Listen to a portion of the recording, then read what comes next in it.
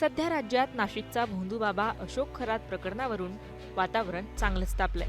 अशातच मुंबईच्या भाजपच्या महापौर रितू तावडे यांच्या एका वक्तव्याची जोरदार चर्चा होतीये. गुरुदेवजींच्या चमत्कारामुळेच माझ्या घशाची समस्या नाहीशी झाली, असं वक्तव्य रितू तावडे यांनी केलंय. महावीर जयंतीनिमित्त आयोजित कार्यक्रमात त्या बोलत होत्या. तावडेंच्या या वक्तव्यानंतर संजय राऊतांनी त्यांच्यावर टीका केली आहे. खरातच्या औषधामुळे सुद्धा अनेकांना बरं वाटलं. ज्याचा त्याचा प्रश्न आहे. कोणाला कोणत्या औषधाने बरं वाटतं. एखाद्याच्या हाताला गुण असतो, तर एखाद्याच्या दुसऱ्या कुठल्या अवयवाला गुण असतो, अशी टीका संजय राऊतांनी केली आहे. ट्रोल होताच रितू तावडे काय म्हणाल्यात तेही पाहूयात. मला ज्यावेळी बोलायला सांगितलं, मला मी भाषणाला उभे राहिले, त्यावेळी मी माझ्या मनात एक त्यांच्याविषयी जो आदर होता तो त्या ठिकाणी मी व्यक्त केला. मी त्या ठिकाणी असं सांगितलं की गेले 1.5 वर्ष मला त्रास होता गळ्याचा. मी औषध उपचार करत होते, डॉक्टरांची औषधं पण चालू होते.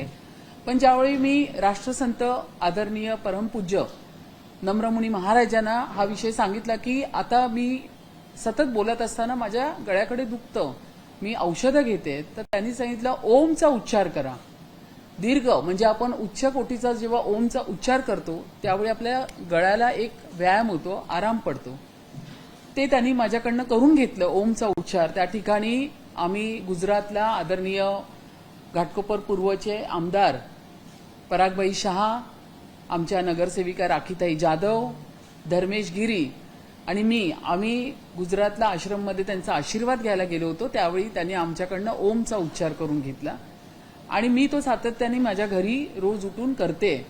आणि त्याचा परिणाम असा झाला की माझा गळा चांगला झाला. आज तुम्ही माझा आवाज बघताय, तर मी ती भावना माझी व्यक्त केली. ह्याच्यामध्ये कुठेही अंधश्रद्धेला प्रोत्साहन देण्याचं काम नव्हतं. पूर्ण काल न्यूजमध्ये त्यांनी दिलेले 108 बाईकचा कुठेही उल्लेख नव्हता. त्यांनी दिलेले 4-10 दिव्यांगजनांना ज्या बाईक्स दिल्या त्याचा कुठेही उल्लेख नव्हता.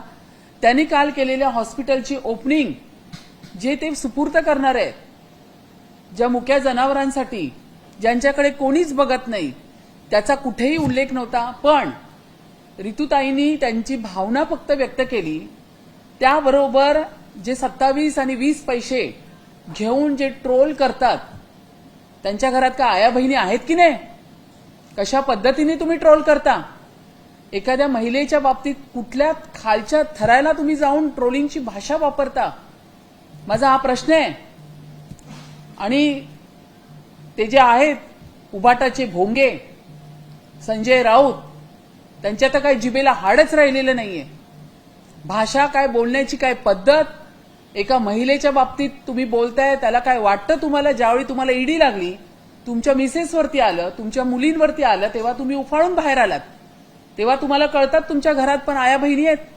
आणि तुम्ही एखाद्या महिलेच्या बाबतीत अशा पद्धतीचं स्टेटमेंट देता, जे त्यांनी आता दिलं. मला बोलताना पण लाज वाटते, कारण मी एका चांगल्या घरातली बाई आहे, सुशिक्षित घरातली, चांगल्या खानदानी घरातली महिला आहे मी. त्यांना काय उरलं नसेल, पण आम्हाला आजही मर्यादा आहेत बोलण्याच्या. तर अशा पद्धतीचं स्टेटमेंट, त्याचा मी पूर्ण निषेध करते. या ठिकाणी खरात सारख्या माणसाबरोबर इतक्या मोठ्या व्यक्तींना अशा पद्धतीने त्या पद्धतीने प्रेझेंट केलंय. अरे त्या खरातला तर टोचून ठोकून मारलं पाहिजे. अजूनपर्यंत तो जिवंतच कसा आहे याचंच मला आश्चर्य वाटतंय.